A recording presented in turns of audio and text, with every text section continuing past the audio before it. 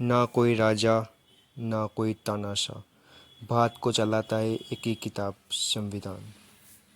1947 में आज़ादी के बाद भारत को एक मजबूत सिस्टम चाहिए था। तभी डॉक्टर भीमराव अंबेडकर और उनकी टीम ने मिलकर बनाया भारत का संविधान। ये संविधान हमें देता है हमारे अधिकार, जैसे बोलने की आज़ादी, बराबरी का हक और न्याय, और साथ ही दिखाता है हमारी जिम्मेदारियां भी। सोचिए, अगर संविधान ही ना होता तो ना बराबरी हो पाती, ना इंसाफ हो पाता, ना सही नियम ले पाते। इसलिए संविधान को एक किताब नहीं कहा जाता, हमारे देश की आत्मा है। अभी संविधान को समझने के लिए हम आगे बढ़ते हैं। बहुत अच्छा प्रश्न है। मैं आपको भारतीय संविधान का अनुच्छेद 33, आर्टिकल 33, कहानी और उदाहरणों के साथ विस्तार से समझाता हूँ, ताकि यह केवल कानूनी भाषा न लगे, बल्कि दिलचस्प और यादगार भी हो। अनुच्छेद 33 क्या कहता है?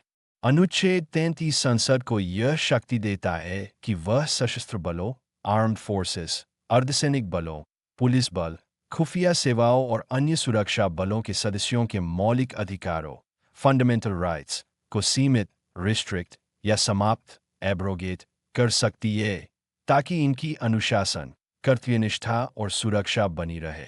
कहानी के रूप में समझे। दृश्य 1, जवान और संविधान। रामू नाम का एक जवान भारतीय सेना में भर्ती होता है। वह संविधान पर झुका है और जानता है कि उसे बोलने की स्वतंत्रता, आर्टिकल 19, संगठन बनाने का अधिकार, आर्टिकल 19, और अन्य मौलिक अधिकार मिले हैं। एक दिन रामू अपने साथियों से कहता है, दोस्तों, क्यों न हम सब मिलकर एक यूनियन बना ले, जैसे फैक्ट्री में मजदूर बनाते हैं।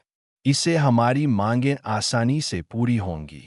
दृश्य 2, अनुशासन बनाम स्वतंत्रता। रामू की यह बात सुनकर उसके कर्नल साहब, कमांडिंग ऑफिसर, नाराज हो जाते हैं। वह कहते हैं, रामू, अगर तुम सेना में रहते हुए इस तरह की आज़ादी लोगे तो देश की सुरक्षा खतरे में पड़ जाएगी। सोचो, युद्ध के मैदान में अगर हर जवान अपने अधिकार की बात करने लगे, तो आदेश कौन मानेगा? दृश्य 3, संसद की शक्ति। यहीं पर अनुच्छेद 33 काम आता है। भारत की संसद यह तय कर सकती है कि सेना, पुलिस या सुरक्षा बलों को कौन सा मौलिक अधिकार देना है और कौन सा अधिकार सीमित करना है। उदाहरण के लिए, सेना पुलिस यूनियन, संघ नहीं बना सकते। वे हड़ताल, स्ट्राइक नहीं कर सकते। वे किसी आदेश का विरोध करके आंदोलन नहीं कर सकते। इसका कारण है, इन संस्थाओं का मुख्य उद्देश्य है देश की रक्षा और आंतरिक सुरक्षा, और इसके लिए अनुशासन व आज्ञा पालन सबसे जरूरी है। वास्तविक उदाहरण, केस ओके नायर बनाम यूनियन ऑफ इंडिया, 1976। अदालत ने कहा कि सुरक्षा बलों में अनुशासन बनाए रखने के लिए कुछ अधिकार सीमित किए जा सकते हैं, और यह अनुच्छेद 33 के तहत पूरी तरह वैध है। सीमा सुरक्षा बल, बीएसएफ और सीआरपीएफ के जवानों को भी सामान्य कर्मचारियों की तरह हड़ताल करने का अधिकार नहीं है। कहानी का निष्कर्ष, रामू को समझ आया कि सेना में रहकर मुझे संविधान के सारे अधिकार वैसे नहीं मिल सकते जैसे एक आम नागरिक को मिलते हैं।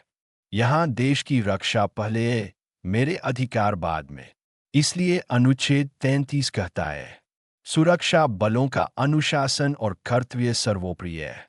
इसके लिए संसद उनके मौलिक अधिकारों को घटा या हटा सकती है।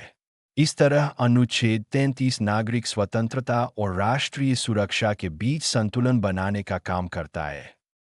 इंडियन कॉन्स्टिट्यूशन के आगे के अध्याय को सुनने के लिए बने रहिए इस चैनल्स पे। सब्सक्राइब कीजिए, लाइक कीजिए, शेयर कीजिए।